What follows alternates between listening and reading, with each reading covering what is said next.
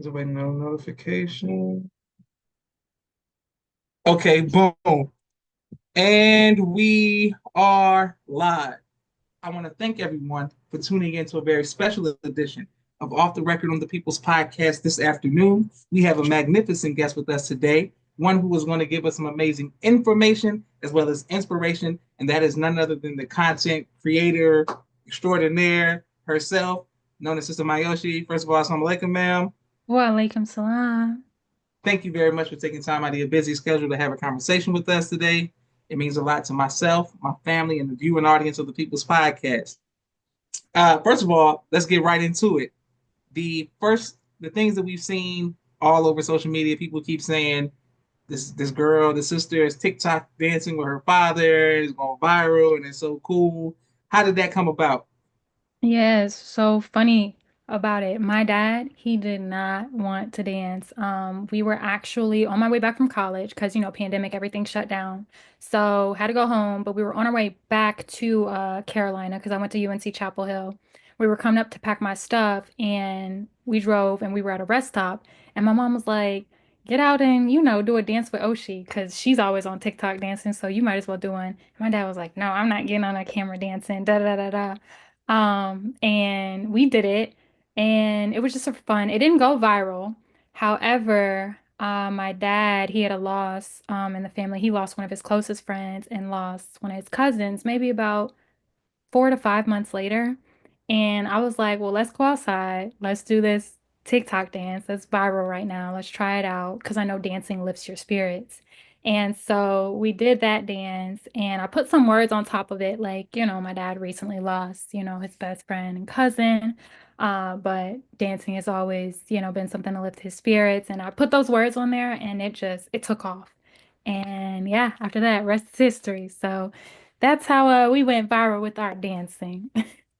Excellent, excellent. And shout out to your father for dancing through the pain, through the pain. First of all, people are showing you love all around the world. Thank you, Sister Walaikum Salam, Sister Naeem, Walaikum Salam, the Blaxican, the Traveler. Thank you, people showing you all love. Beautiful. My next question for you, ma'am, is how important, what advice would you give to others who may have the same reservation to dancing like your father did, just to get on, social media and put the music on and just say, let's go with it? Yeah, my advice would be just do it. That's one of the things that I've really had to learn in this content creation journey. At the end of the day, you have to stop caring about what other people think. You can't go into it thinking, how is this person going to receive this? What if this person thinks X, Y, and Z? You cannot have that mindset. You literally just have to do it. And of course, obviously, like with the intent of touching someone else or brightening someone else's day, like, identifying your why as well. Like, whether it's you just want to have fun with your family, whether it's you want to promote that, the idea of a strong Black family, whatever it is, just go with it and have fun again. Just stop caring about what other people think. That is like the main point right there. You just got to do it. Absolutely. One for a Savage from Flint, Michigan, always showing love. Shout out to Flint. And everybody sending the heart emojis. Thank you to Brother Kente, Brother Musa, Sister Hope, Sister Anta, everybody, our YouTube family. Shout out to Brother Duke out in Canada, everybody who shows love. Okay, yes, ma'am.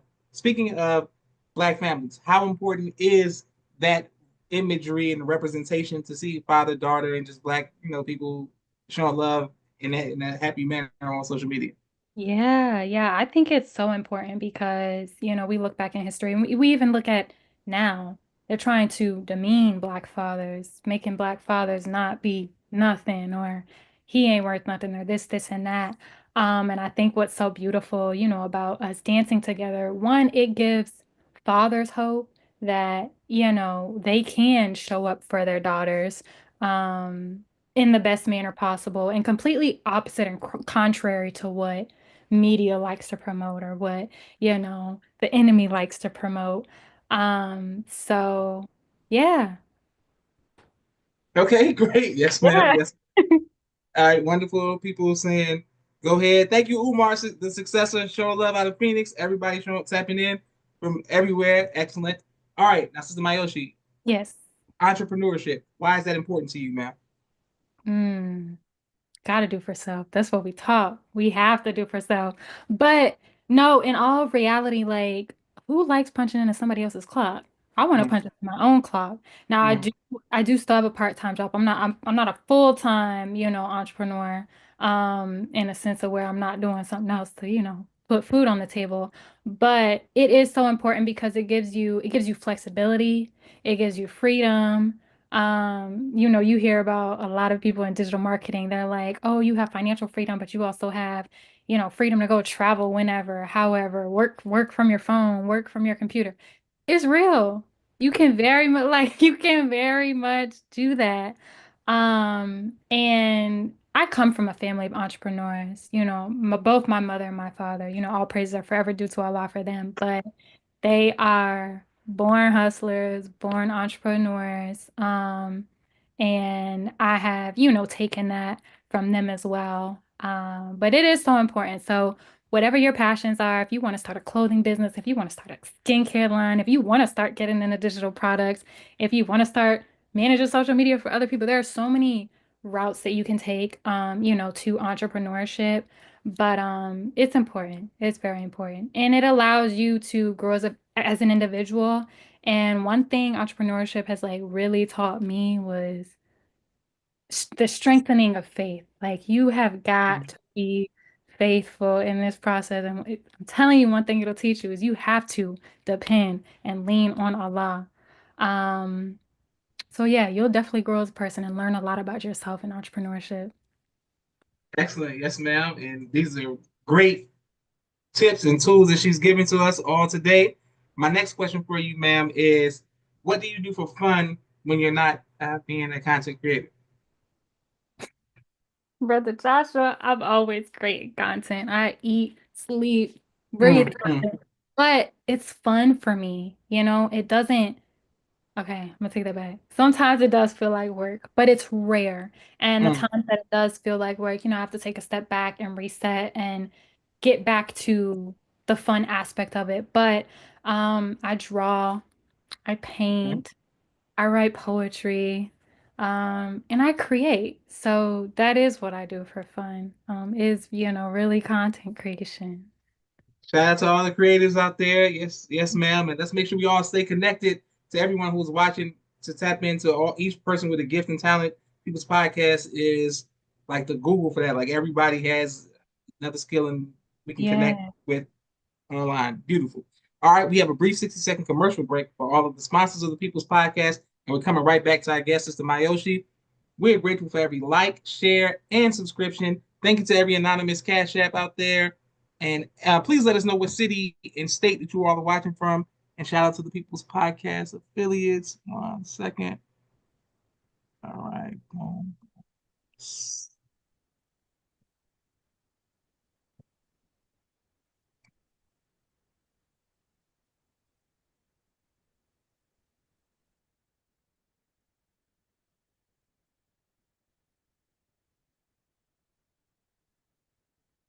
The young girls all across the country. Sister Miriam, ABC I Love Me children's book and coloring book.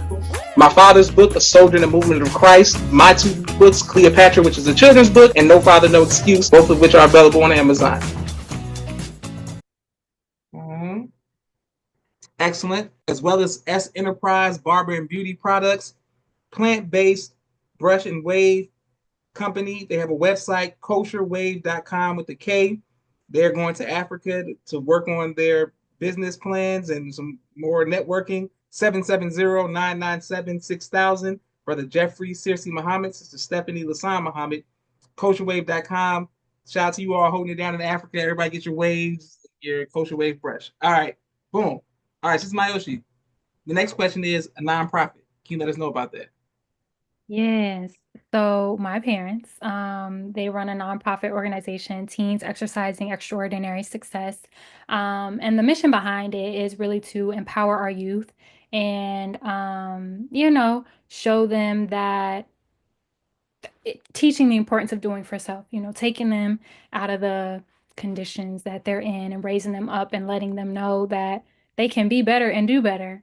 And that started back in 2011. It started out of Houston and we moved to Mm. Miami and then moved to North Carolina and, just trying to get all around the country really and just raise up our youth. So, oh, and let me not leave out, we also have a community first fund. And the idea of that fund is to help those in need in times of natural disasters or assist with rent or any sort of, familiar struggle that one may face. And if they need, finances, that's what the Community First Fund is for. And actually, in 20 days, we have a youth coat drive that we're doing here in Carolina for the children. So, yeah. Yes, ma'am. Shout out to the co-drive. Shout out to every keep doing the great work. My next question is, as someone who somebody whose my goal was to always play point guard for the great Coach K at Duke University, what made you choose North Carolina instead of Duke? Let us know what went into that decision. Money, the money. I followed the money. No, but all jokes aside, I had a dream school and it was Rice University in Houston. But then as I was going through the college process, it wasn't very enlightening. Like I will say my college counselors, they didn't give me a lot of hope. Everything was dependent on my SAT or ACT score. And where I scored, I wasn't on the charts. They had this little graph, and based on your SAT score, you were predicted to the schools that you could get into. I wasn't even predicted to get in UNC. Hmm. Like, I wouldn't say my SAT score was that low, but I wasn't up there. So basically it was like, no, you can't get in. You basically can't get in anywhere. But funny enough, I ended up getting a full ride to UNC Chapel Hill. Got one to Howard. I got waitlisted at Harvard. So yeah, lots of accomplishments. And it's one of those things where you cannot listen to an individual telling you what you can't do. You always listen to what a person tells you that you can do. But yeah, I just that they were offering the best money, and I didn't want to go into debt, but also didn't want to put any financial strain on my parents either, because I had been blessed enough to get a full ride to my high school as well. I went to boarding school for high school, so Mhm. Okay, great. Shout out to the boarding school and shout out to yeah. I can't even say shout out to UNC because I'm too much of a Duke fan. But yeah, I'm glad it went well. I'm glad it went well. But yes, shout out to those Tar Heels. Y'all had the goat went there, so shout out to that. So okay, man, it's crazy that you went there. Okay, my next question for you is: you spoke. How important? What advice would you give to other people as far as the value of education? That's a good question. So, you know, when it comes to the schooling system, uh, we are not taught what we should be. Mm, And that's why I'm so thankful for our teachings because had I not had that foundation and that groundwork, I honestly would not have had the strength that I had throughout high school and college. So I went mm, to EWIs, um, and that process really taught me to accept your own and be yourself. Because had I not had these teachings, oh my gosh, Brother Joshua, when I tell you, it would have been conforming, conforming, conforming left and right. But no, I stood strong and I was really to accept, able to accept my own and be myself. But it's important to receive education, but we have to be mindful of the knowledge that we're taking in. I was able to and blessed enough to be able to take those teachings and apply it to what I was learning and be able to dissect it and be like, no, this isn't right. You know what I'm saying? So you just have to be very, very, very mindful in terms of the source. mm, Uh, so yeah. So I mean, for a lot of people, schooling may not be for them. Like, I'll take my mom, for example. She tried out college. She didn't even finish a semester. She said, no, this is not for me. You know what I'm mm, saying? So I wouldn't say that it's like absolutely mandatory, or I'll never be the type of person that says, oh, you need to go to college to be successful, or oh, you need to go to school to be successful, because I don't think that that's the case. However, you do have to feed on knowledge from the correct source, but to each his own. Excellent, excellent. Yes, ma'am. My well, we have three more questions for our guests. Have you ever been faced with fear? And if so, how have you overcome that fear? Faced with fear in general as it relates to Yes, ma'am. company, Uh, business. no, in any content. I don't know. That's a good question. I want to say no. Mm, I honestly just fear no one, nothing but Allah. Um, have I been hesitant to do certain things? I will say yes. I just don't want to say fear. There have been moments where I've been faced where I'm a little worrisome about how this might turn out. But it's one of those things you just gotta do it because you're really the only individual that's holding you back. That's mm, something that I realize is something I created in my mind. Like I'm sitting here worried about the outcome, but I'll never see what the outcome is if I don't take that step to try. You know what I'm mm, saying?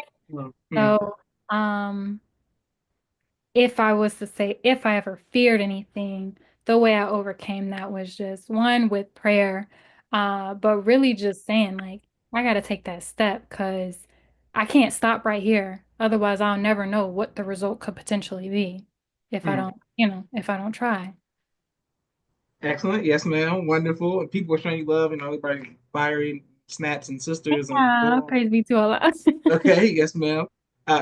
Last two questions. I wanted to ask you, what is your favorite album of all time?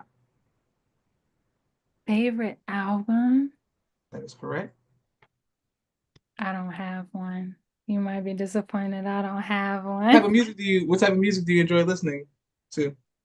I listen to a little bit of everything, but if I'm gonna be honest with you, I haven't listened to music in a minute lately. Like as much as you see my dad and I dance on TikTok, that's probably the most music I ever hear is when we're recording. Uh, Mm.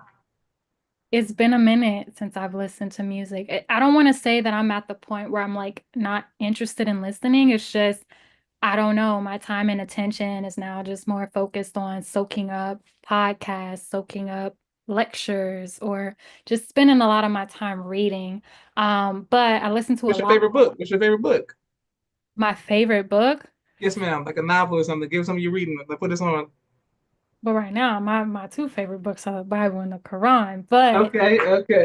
no, I am loving Atomic Habits. That's a popular one right now. I'm Okay. also reading, The Mathematics of the Mind Mm, by Student Minister Nuri Muhammad. That's mm, mm. Um, what else am I reading right now? I'm also reading The Four Agreements. I saw that was popular and I was like, let me check it out. But it's all of these books, the teachings is in there. Like it's just, oh, it's so beautiful. So that's what it's giving me. Like reading all these popular books that those are talking about, again, able to like connect it, back to the teachings. But I listen to a lot of old school music, R&B, lots of old school hip hop. I've never really been like a rap fan, but I do listen to J. Cole, and Mm. have Alicia Keys, Adele. I don't know, but I'm really more of an old school 90s, early 2000s. When I do listen to music, that's my go-to. That's what I'm turning on. And obviously, the great Michael Jackson. Yeah. Can't go wrong. I think everybody else says they name their golden eras. Mine is like I'm a millennial, so it's like the 2000 to 2000. Like that's my time period. And so it's Yeah, like I yeah, love yeah. that. Yeah, yeah, yeah. So I'm a favorite of that. And Mike is the GOAT, so you can't go wrong with MJ. Shout out Right. to Michael Jackson. Wonderful. Our last question for you is: where can we find you on social media, and how can we support your projects? Okay. So I need to figure this out. I probably need to end up making my social media handles just one name. So my Instagram is underscore OSHIII underscore. My TikTok is Oshi 93. My YouTube is my name, just Myoshi, Myoshi. And those are my three main ones. My Facebook is also Myoshi, but everything I post on Instagram goes to Facebook. And my website is oshicreates.com, OSHICREATES.com.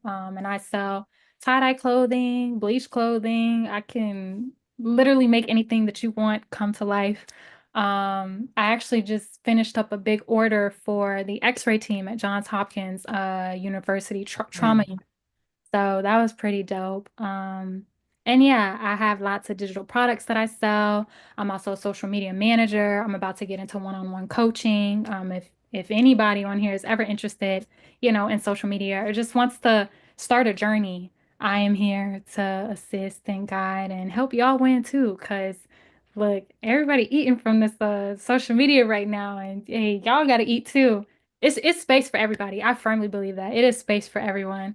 I don't like the idea or when people say, oh, that area is too oversaturated. Oh, this, oh, that. Oh, everybody's doing it. At the end of the day, like everybody can make a cake, but everybody's cake isn't going to taste the same. You know what I'm saying? So everybody has something to offer. And there really is space for everybody. Excellent. And on that positive note, once again, shout out to your parents. May Allah continue to bless you on your journey.